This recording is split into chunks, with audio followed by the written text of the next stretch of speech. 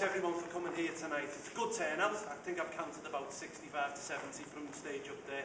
So well done to the West Lancs branch. They've really pulled it out the hat tonight. Well done. I think you deserve a round of applause, actually.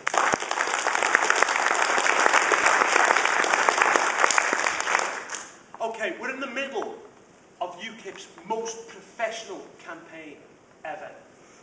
For the first time, UKIP has a campaign office in the centre of London, in Westminster, in the heart of politics. We'll have a call centre which will be up and running next week. We'll have full-page adverts in newspapers which will be advertising the fact that the EU costs £40 million a day, that we can't control immigration into this country, and the fact that it's undemocratic.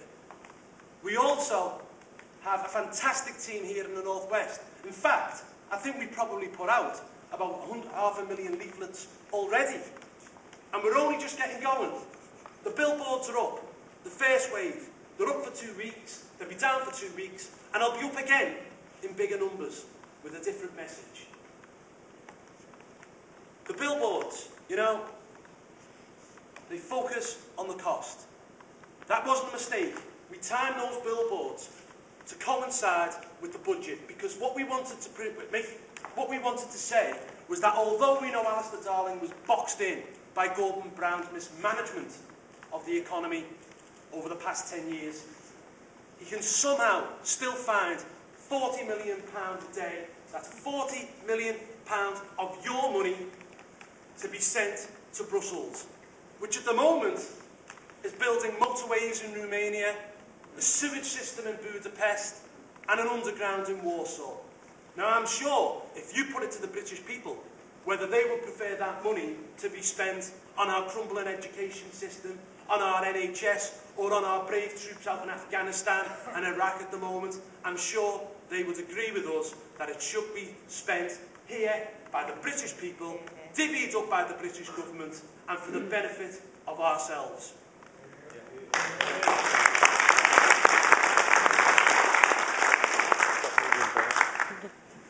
The media. The media in this campaign is the be-all and end-all. We are now getting more media recognition than we've ever had before. The BBC are legally obliged to put us on parity with the other 3 political parties for this campaign. We'll be having 4 election broadcasts. That compares to 1 last time. We also have agreements with Channel 5, Channel 4, Sky News. They will all be putting us on a level pegging. So when the European Union elections are mentioned, UKIP will be 3rd on the list of speakers. It will be Conservative, Labour, UKIP. We will also have the backing of 2 newspapers, 2 national newspapers, who will come out and back UKIP before the polls. This has never happened before. We are running the most professional campaign. And we won't only just get me elected next time, I think we're in the ballpark of getting Michael elected, Graham elected. We will send more from the North West back to Brussels than just the 1. Nationally, we won't just be sending 12, we could well be sending up to 20 MEPs this time. And why do we think that? Well, the opinion polls. 4 years ago, in March 2004, an opinion poll put UKIP on 3%. In fact, the media said that UKIP would lose its 3 MEPs that were elected in 1999. The first opinion poll, which was taken in February by the Taxpayers Alliance, put UKIP across the board on 9% across the country and on 8% here in the north. Now, if you consider that we probably need around 8.5% to get me elected, and we probably need around 15 to 16% to get Michael elected, it is well within the realms of possibility that you just won't be sending 1 back this time. But not only are those opinion polls important, the most important opinion poll was taken by the BBC a couple of weeks ago. And what it stated was that 55% of people in this country believe that we should withdraw from the European Union. Now, if you were to say that to people back in the 1990s, that we should withdraw from the EU, there's a chance that people would look at you as if you were a swivel-eyed lunatic. But this is the great success of UKIP. What we have done is we have driven public opinion. We have driven people into a position of thinking that Britain can be great again. That Britain can survive independently. That Britain should have the opportunity to sign bilateral free trade deals with the rest of the world.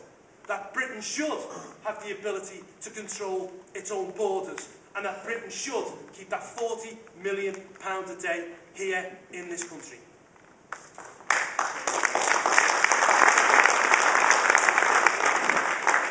We will also do well in this election because of the weakness of the other parties. They don't want to talk about Europe. Let's first talk about the Conservatives. Did anyone notice the Conservative Party's European election launch on Monday? No, exactly. Why? Because it was so low-key. Cameron doesn't want to speak about Europe. We have it on good record from Conservative Central Office that their candidates are being told not to even mention Europe, to focus on the county council elections. Why don't they want to talk about Europe? Well, what was the first thing Cameron did when he became Conservative leader? He reneged on Michael Howard's promise to pull his party out of the Common Fisheries Policy. He's been promising for years to pull the Conservatives out of the European People's Party in the European Parliament. A European People's Party which funded the Yes campaign in Ireland. He doesn't want to mention the fact that we have fortnightly bin collections in this country because of the Landfill Directive. A Landfill Directive which was written, the author, in 1999, a Conservative MEP, Caroline Jackson, South West. He doesn't want to talk about the fact that the European Union exists. And the reason why he doesn't want to mention Europe is because the majority of his members agree with our position and not his. We have a Labour Party whose launch will be as equally low-key because Brown doesn't want to mention Europe. Brown doesn't want to mention Europe because he realises that this election could be the end. The Daily Telegraph on Saturday said that it's within the realms of possibility that UKIP won't just finish third this time, but could possibly, with the right campaign, finish second. That UKIP could become the second largest British party in the European Parliament. And if that's the case, I guarantee you now that it will be UKIP that brings down Gordon Brown.